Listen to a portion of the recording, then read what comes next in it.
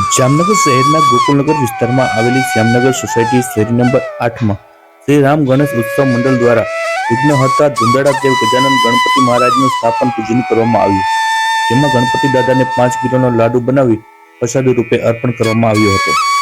હાલ ગણેશ મહોત્સવની ધામધૂમપૂર્વક ઉજવણી થઈ રહી છે, ત્યારે જામનગર શહેરના વિવિધ વિસ્તારોમાં ગણપતિ દાદાના સ્થાપન કરી ધામધૂમપૂર્વક ઉજવણી કરવામાં આવી રહી છે।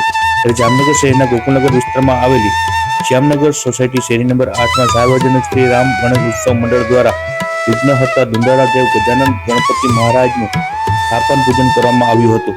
ગણેશ ચતુર્થીના દિવસે સ્થાપન કરવામાં આવ્યું હતું, જેમાં 10 દિવસના આ મહોત્સવમાં ગણપતિ દાદાની સવાર સાંજે આરતી, થાળ તેમજ સમી સાંજે શેરી ગરબા દ્વારા ભક્તિભાવથી હર્ષ ઉલ્લાસપૂર્વક ઉજવણી કરવામાં આવી રહી છે। જેમાં આજે સાંજે મહાઆરતીનું આયોજન કરવામાં આવ્યું હતું, જેમાં આજથી સૌ લોકોએ પોતપોતાના ઘરેથી ડેકોરેશન થાળી સુશોભિત કરી આરતીની તૈયાર કરીને લાવ્યા હતા અને વિઘ્નહર્તા ધુંધાળાદેવ ગજાનનની સૌએ મળીને સાથે મળીને આરતી પૂજન અર્ચન કર્યું હતું। આ ગણેશ પંડાલમાં દર વર્ષે અલગ અલગ કાર્યક્રમો જોવા મળતા હોય છે। ગત વર્ષે પણ મહાઆરતી, ત્યારબાદ બાળાઓ દ્વારા મરાઠી ટ્રેડિશનલ પહેરવેશ કરતા તેમજ બહેનો દ્વારા બેસ્ટ લુકિંગ, આ વખતે પણ ભગવાન કૃષ્ણનો રાસ સુંદર આયોજન કરવામાં આવ્યું હતું, જેમાં સૌ કોઈ મન મૂકીને ઝૂમ્યા હતા। ગણપતિ દાદાના પંડાલમાં દરરોજ બહેનો દ્વારા સવાર સાંજ ધૂન કીર્તન બોલે છે, ત્યારે સમગ્ર વાતાવરણ એ ભક્તિમય બની જાય છે। ગણપતિજીના દર્શન કરી ભાવિક ભક્તો પણ ધન્યતા અનુભવે છે।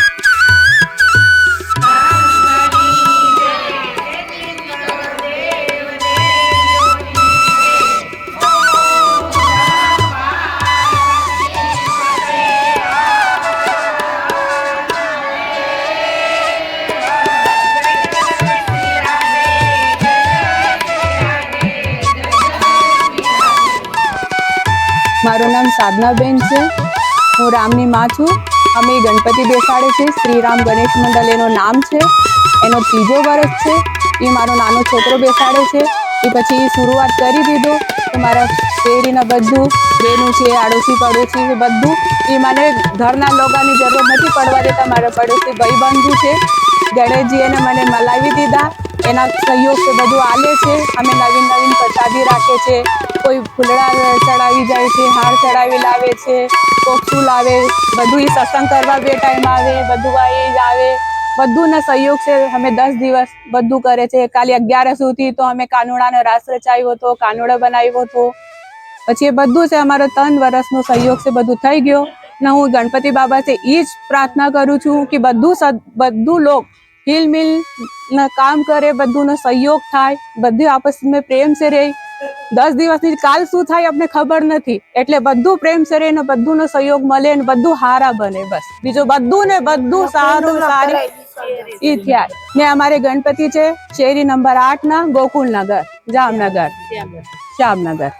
મેં 5 કિલોનો મોટો લાડુ રખાવ્યો હતો ગણપતિ બાબાને ને અને મહાઆરતી કીધી હતી બધુંની ના। હવે અમે એમ નથી રાખતા કે 5 દિવસ 7 દિવસ, અમે આખા દિવસ જેટલા દિવસ ગણપતિના હોય આનંદ 14 દિવસ એને વિસર્જન કરશે ને અમે કૃત્રિમ કુંડમાં જાવીને કરશે ને। અમે બધું બીજા લોકોને મારી એ સલાહ છે કે તમે એમ પધરાવા જાઓ, કોઈ આકસ્મિક ઘટના થઈ જાય એના કરતા આપણે ભગવાનને ભલે પાણીના છાંટા લાગીને તમે મૂકી દો, પણ એવી જગ્યાએ ના જાઓ ત્યાં કોકની જાનહાનિ થાય। કુંડમાં અમે વિસર્જન કરશે ને। નગરપાલિકાનો બહુ આભાર કે બધું એટલા કૃત્રિમ કુંડ બનાવ્યા, પણ જનમાનસની ગલતી છે કે એને વિચારતા નથી ને એ બધું આપની મનમરજી કરે છે।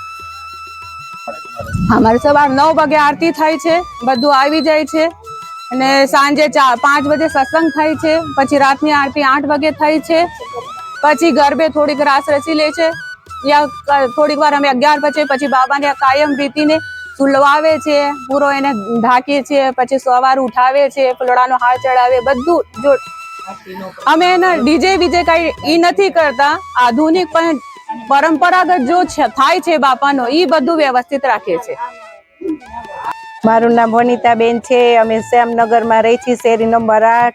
અમે 3જા વર્ષથી આ ગણપતિ બેહારી છીએ। આ સાધનાબેન રામ તેનો પુત્ર બહુ શોખીન છે ગણપતિ બેસાડવાનો, બધા શેરીના સાથ સહકાર આપે છે। અમે સવારમાં આરતી કરી છીએ 9 વાગે, 5-6 વાગે સત્સંગ કરી છીએ, પાછી 8 વાગે આરતી કરી, પાછી આરતીને બધા જમવા જાય, પાછા 9 વાગે આવે, 10 વાગે પાછો રાસ રમે, બધા બધાય બહુ મજા કરે છે, બહુ અમારા રામને શોખ એવો, બધાય એની ઈચ્છા પૂરી કરી. બધાય હવે 10મે દિવસે વિસર્જન કરવા જાશું. અહીંયા સમર્પણ ચોકડી પાસે ત્યાં કુંડ મૂકેલો છે, ત્યાં બધાય વિસર્જન કરીને આવશું. બાકી નાગેડી ગયા હતા ત્યાં અમે જોયું અમારી નજરે જ કે 2 દીકરા અને એના પપ્પા એવી રીતે જોયું. પછી અમે વિચાર્યું કે હવે આપણે સમર્પણ ત્યાં જ કુંડમાં પધરાઈ આવશું બધા સાથ સહકારથી.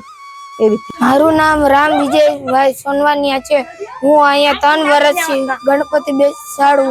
અહીંયા મારું 3જો વર્ષ છે. અમે અહીંયા દર વખતે મનોરંજનથી બેસાડી અને અહીંયા બધા અમારા ગલીવાળા મને સાથ દે.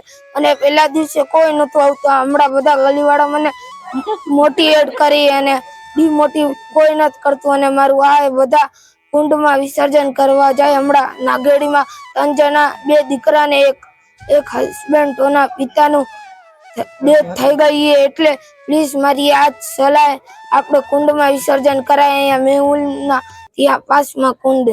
Thank you.